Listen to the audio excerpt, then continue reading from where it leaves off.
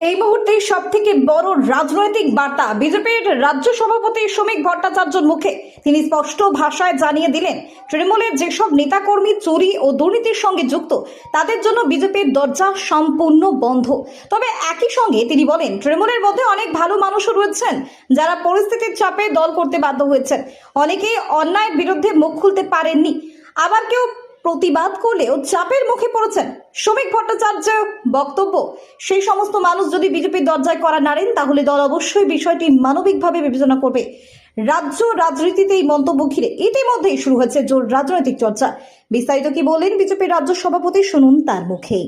যারা সিন্ডিকেটে ছিল, যারা চাকরি বিক্রিতে ছিল, যারা কয়লা বালি বিক্রিতে ছিল, তাদের জন্য বিজেপির দরজা খোলা থাকবে না। এখন বিজেপি তৃণমূল কংগ্রেসের মধ্যেও তো বহু মানুষ আছেন, অতীতেও ছিলেন, পরিস্থিতির বাধ্যবাধকতায় মুখ খুলতে পারেননি, কিংবা মুখ খুলে তারা দলের বিদ্বেষের শিকার হয়েছিলেন। তারা কড়া নাড়লে তাদের জন্য নির্দিষ্ট সময়সীমা আছে, কখন আসতে হবে আর কখন কড়া নাড়তে হবে। মানে ভালো তৃণমূলদের আপনারা ওয়েলকাম করছেন, খারাপ তৃণমূলদের নয়। ভালো খারাপ ঠিক করবার মালিক আমি থোড়েই।